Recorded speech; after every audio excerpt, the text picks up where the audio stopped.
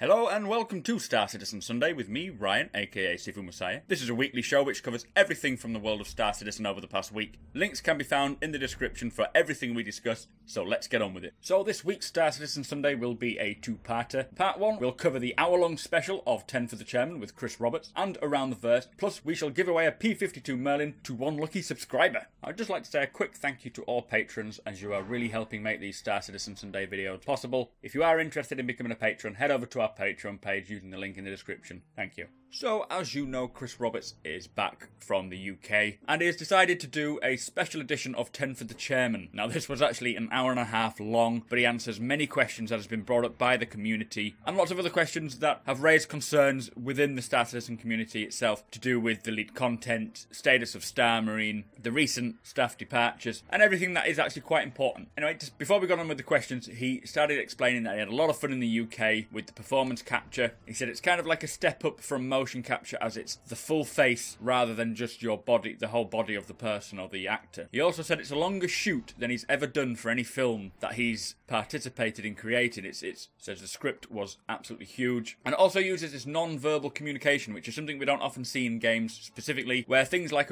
the roll of an eye or a smile or just a certain glance when in a conversation can really give some indication as to what these people are thinking, whereas in most games we just have the performance capture and you don't often see facial expressions. It will be a rolling conversation system where you can walk around the ship while talking to people. If you walk away, they'll react and say, "You're rude," as you walk off. It's going to be amazing. He also says there's an amazing cast, which is, again, as good as any movie he's done. He didn't give any specifics to who's in the game, but he says you'll be in a movie walking up to characters that you will recognise and talking to them. Also, there's no barrier between the flying around, entering areas. There's no loading screens. It's all seamless, and you can get into a battle at any point. Now, the place they were at was Imaginarium in London. This is Andy Serkis's studios, which he played Gollum in The Lord of the Rings and The Hobbit, and he also played Caesar in Planet of the Apes, so he's a very seasoned actor and knows what he's doing with it all. Whether or not he's in Star Citizen, I don't know. He would actually be quite a cool English, rough sort of ship captain, maybe someone in the higher echelons, I don't know, but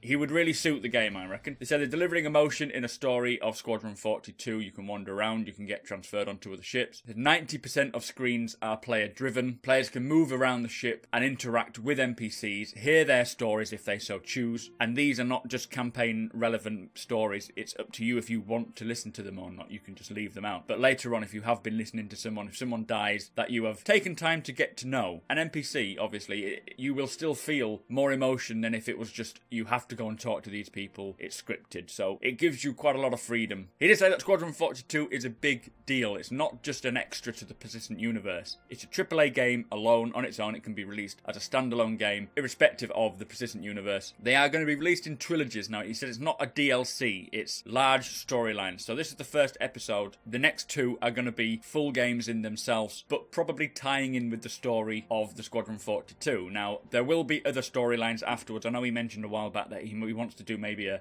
roughneck sort of trader storyline. And I think someone asked if we could ever play alien races. He says they have no plans to do that, but maybe a full single-player story campaign would work. I don't think you could be an alien in the persistent universe, but in a single-player storyline, no reason why that shouldn't happen, but later on down the line. The first episode of Squadron 42 will be about 20 hours worth of gameplay, and in regards to the delay of the FPS, he just wanted to say that a delayed game is good forever, a rushed game is forever bad. And obviously, if this was done traditionally with a publisher, it would get kicked out the door as soon as possible, and half the features and things would be cut. The bugs would be game-breaking, so that's why they're taking time over getting Star Marine out. And that leads on to the next question, which is, what is the status with Star Marine? And he explains that many people are currently working on it. He's got more than there was before. Even Chris Roberts himself has code on his computer that he's trying to get done. Now, the Frankfurt office, which is the new Foundry 42 German office, is staffed with a bunch of Crytek veterans. Now, these are people who have actually built the Cry system and created the Cry animation system. He says there's a lot of background networking to get sorted. He says they want 32 players in Astro Arena and at least 16 players in Gold Horizon, and then push beyond that. The animation is also a challenge. It's always back-end netcode and animation. He says most games are first person with a separate third person build. So first person, you're a floating camera with arms coming from your ears, sort of like Call of Duty, and your ability to turn in any direction and continue sprinting is quite standard now with FPS. Your Star Citizen character in first person is exactly the same as third person. It's one body body. You know, he says the body must be a whole, there's no cheating. And you will see real players operating ships on the different panels, physically doing what they're doing, and they'll see their own arms doing it, and you'll see them doing it. It's not just an animation for the person doing it to see. So the FPS will not be Twitch play, and he wants to make the whole game feel exceptional, which is why it's kind of delayed at the moment. He did say sometime around or shortly after Gamescom is when we can expect it, but he says we're not setting that date in stone. If it still needs work when it gets to that date, they're going to do the work before they release it, which I completely understand. He has got more people working on it than ever though, so fingers crossed it'll come out soon. See, the problem was it's a core aspect of the game itself. It's not just a feature for FPS, it is the persistent universe, it needs for Squadron 42, so it needs to be right, and he needs to get it spot on. When they release it, there will still be bugs and issues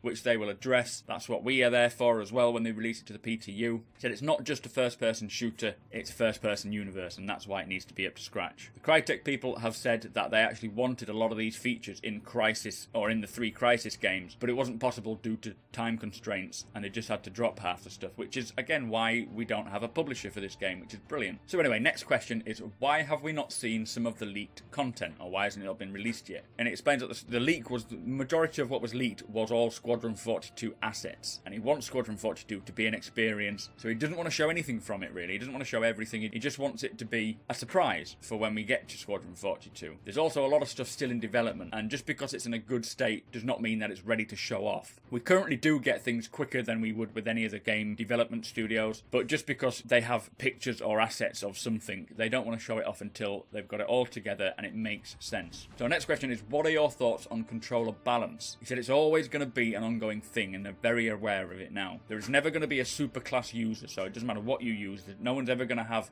the head start over someone else, because some controls are better suited to other areas of the game. So a joystick is better for flying, a mouse is better for aiming. The right answer, he says, is to allow complete option to the player, so you can choose whatever you want. Strengths, if there are any sort of godlike controller, will be countered and balanced by other means. For example, a gimbaled weapon will have to drop down a size so that a mouse user isn't going to have a super-powered gun with a gimbal. And also, in regards to things like the Arena Commander sort of cheats, where people will use all their missiles and then kill themselves to get all these missiles back so they can use them again, this will not carry over to the persistent universe. Obviously, Arena Commander, you just respawn instantly. In the persistent universe, once you lose all your sort of 9 lives, your character will be done for good. And also, if you die in the persistent universe, you will then wake up in a hospital bed. You won't wake up back in space with your ship ready to fight on again. He did say it's too early to say that the controller balance is done, and it will likely continue on, maybe into the persistent universe, until they get it right. 1.1.5 does have some small tweaks to try and balance a little bit here and there, so check it out. Hopefully it sorted out the issues that you were having. So the next question is, what is the story behind the recent staff departures? As you know, people like Travis Day, Alex Mabry, they have left. They're quite influential people within Star Citizen or CIG, and Chris explains that when a company gets to the size that Star Citizen is now at, people are bound to leave for various reasons. They currently have 255 staff working in-house. This isn't including the outsources, studios or people. And in regards to Travis Day, he just got an offer he couldn't refuse. Now, Chris Roberts is working on his dream game, and many others at CIG are working on their dream game. For Travis, his dream game was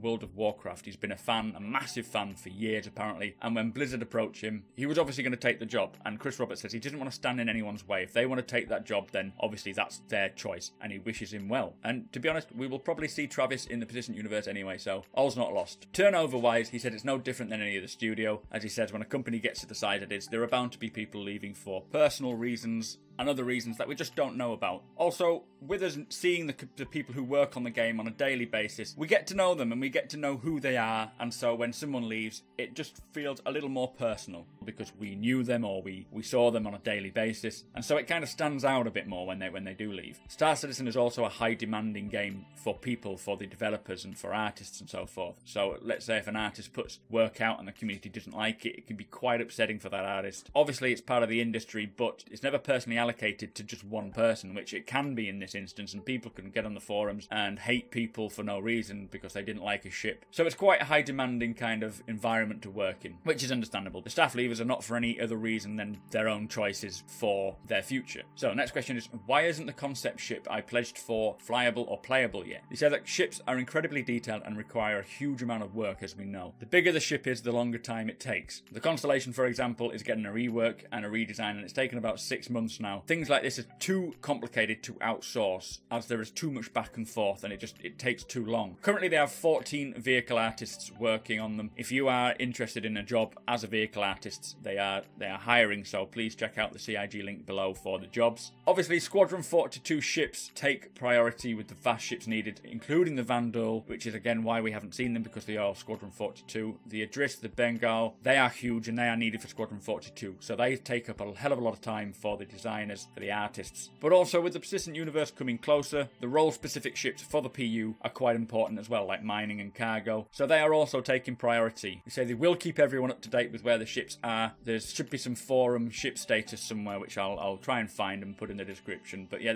ships are taking priority in other areas, so that's why your ship maybe hasn't been concepted yet, or, well, released. So the next question is, why are concept sales still offered? And he says there's three main reasons why. The first one is that we like them, we want to see them, and personally, I love concept sales. I don't buy them, I can't always afford them, so I just enjoy seeing them. Second is to still help raise funds for the game. It is an ongoing process, and the more we raise for it, the better quality and the more fidelity they can put into the game. They're also investing into online cloud stuff, which is very expensive apparently. And the third reason, he says, is they really want to seed the universe with all these ships and different roles, so it'll feel like a living, breathing universe. In real life we see many different cars all over the place, there's never just one. If they just released Auroras, everyone would be driving Auroras. It would look ridiculous in the world, so this at least gives the chance to populate the world, so as soon as we jump into it, you will see all these different ships. In my honest opinion, and my personal opinion, I think if people are happy to buy them, then why not? You don't have to buy them if you don't want to. I can't afford to buy them, but I'm fine with that, because I expect I will still be able to be on board one maybe. And I think if people didn't buy them, they would stop the concept sales, but because they are buying them, because we keep asking for them,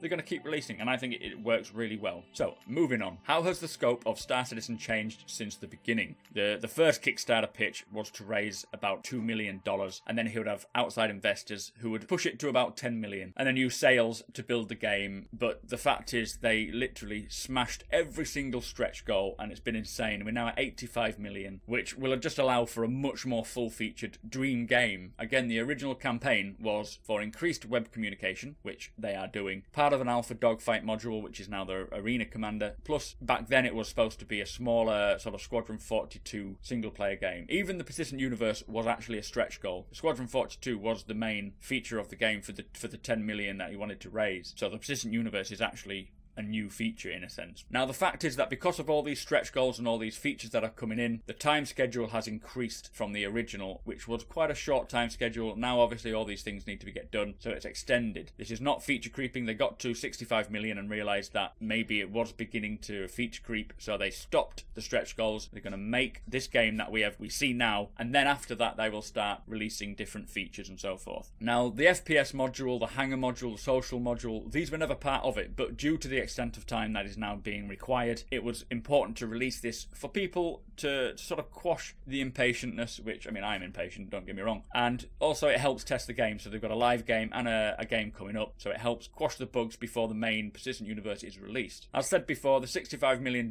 stretch goal is where they stopped, and now extra funding is just to get it better, to get it more polished. Things like the motion capture or the performance capture, that was never going to be as intense or as in depth, and now it is huge. It is a major deal, and it will look incredible. So the scope has changed, but we wanted it to change, in all fairness. He says we did this together. We are all a part of this game, and 10 years down the line, when people are still playing it, talking about it, we can say we were there, we changed the gaming industry. Viva la revolution. So, second to last question is Star Citizen impossible to finish? Now, Chris says, not impossible at all. People don't have enough of the tech knowledge or ability or imagination to see it, and that is why we are getting people slating it. I don't understand all the tech, but I fully trust in them that they will get what they have set out. He says they have the fundamental tech pretty much cracked already for the majority of what we have been promised. And also at Gamescom, he says they will show off large world. The example he gave was you'll be orbiting around a gas giant, which is 182,000 kilometers in diameter. This system will have 3 moons, and if you fly between the moons at at top speed in the fastest ship, it would take about 2.5 hours. Obviously, quantum travel will do it a lot quicker, but this is the same system. It's the same area. There's no loading screens. You can literally just fly from one to the next. 2.5 hours later, you'll arrive at this of the moon. No loading screens, nothing. The new large world will give us millions by millions of kilometers play area, and blended with the zone system, which helps organize data for rendering. There's going to be amazing density with scale, which has never been tackled before. They have already built the core stuff for this, and also 1.1.5, there's hardly any glitches. So they are showing and proving to us that they are getting this done. They're working with cloud servers to allow a greater amount of players in the same area. Everything on the roadmap is doable, but some things will take longer than others. He says they cannot give any dates to anything, but we will play it eventually. So basically, is Star Citizen impossible to finish? Real answer is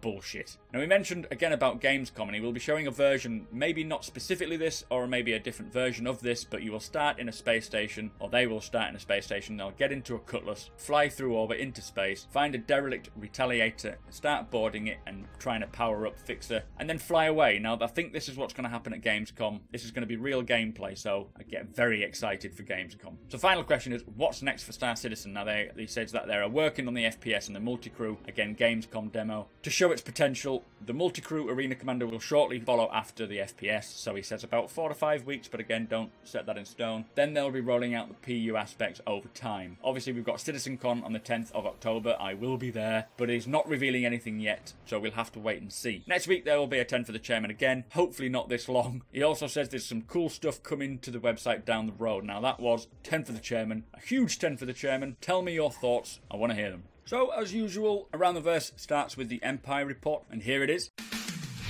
Coming up on the Empire Report, details are emerging about the deadly crash at this year's Any Taker Challenge. Why can't the UEE put a stop to the Verse's most dangerous underground race? Victoria Hutchins investigates. Report cards are in. The UEE's annual ranking of each system's schools have been made public. Is your children's school making the grade or failing? We'll let you know. Finally, Theodore Rahman gives us an exclusive tour behind the scenes of Daydrifters. Meet the heart and soul of the Verse's new hit vid. All that and more on the next Empire Report at 2200 SET.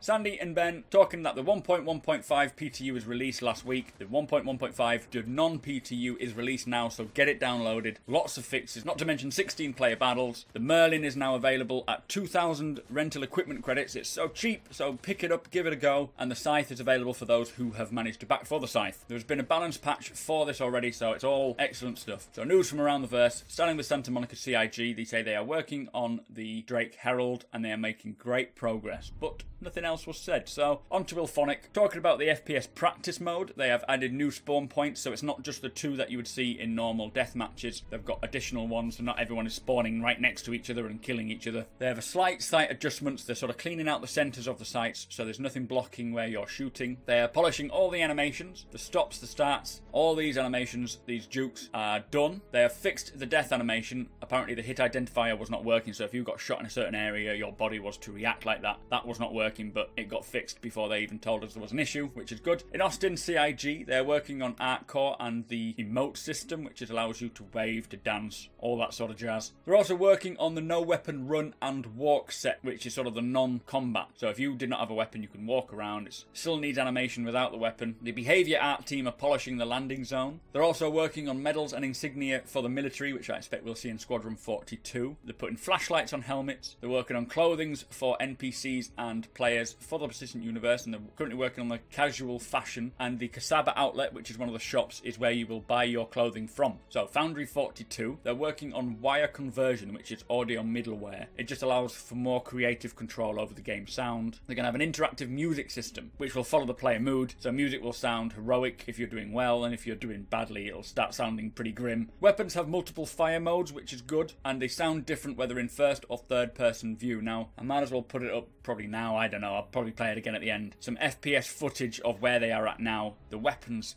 look and feel amazing. I'm just going to shut up and play it because it is incredible.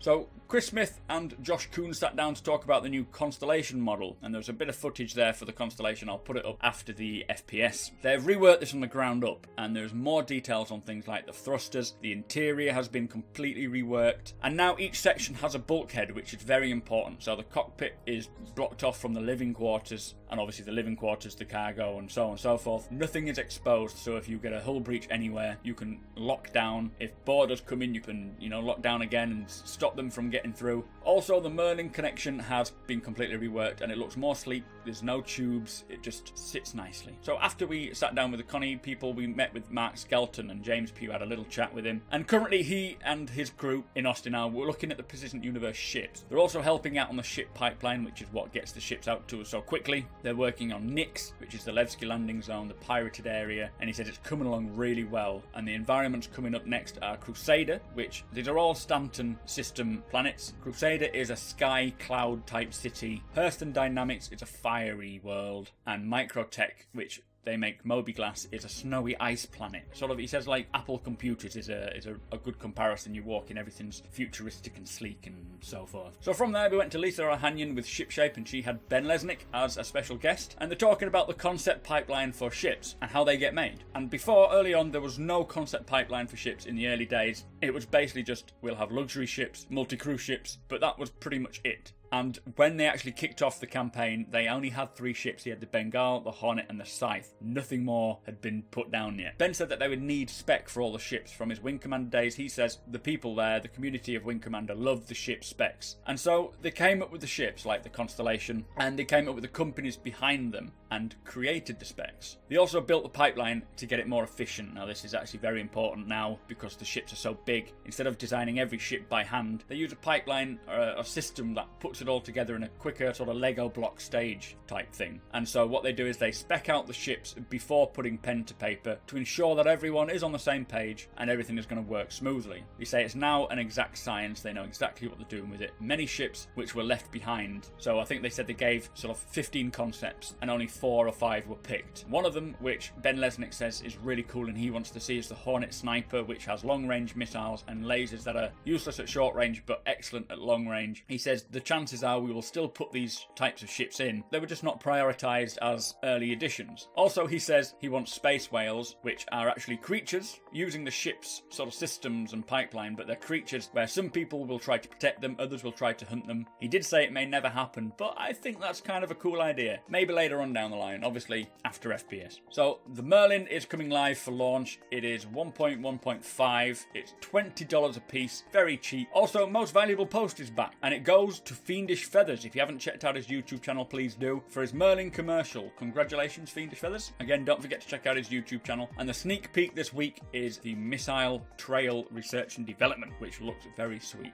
Anyway, that was Around the Verse. Tell me your thoughts on everything. So, as mentioned during my test flight and review of the P-52 Merlin, I said we may give a Merlin away, and I have picked one up to give away as a huge thank you to all our subscribers. The amount of subscribers we have got, plus the amount of support and kindness you have all shown us, is incredible, so we just want to say thank you. Now, the Merlin is a standalone ship, as there was no option for an actual game package in itself, so I believe you will need an account in order for us to gift it to you. In order to win, you need to be a subscriber and comment below with what role you are most looking forward to in the Persistent Universe. You have a week to get your comments in, as we will draw a winner for next week's show. Good luck. Okay, so on a final note, we have affiliated with Razer, as we feel they make excellent gaming products, and if you want to help our channel out, plus buy amazing hardware, use the link in our description, and we'll get a little kickback every time a product is bought. So yet again, we have come to the end of the show. I just want to say a big thank you to all our subscribers and a massive thank you to all our patrons. You are truly helping our channel grow. If you are interested or able to help us out in way of a monthly donation from as little as $1 to any amount you deem fit, check out our Patreon page in the description. This really helps our channel to create more videos, better quality videos, and it allows us to get better hardware, better software, plus it allows us to spend more time on creating the videos. Don't forget to subscribe, comment if you have anything to say, show me the love by hitting the like button, and share it with all your friends and enemies. Thank you for watching, and I shall see you in next week's show.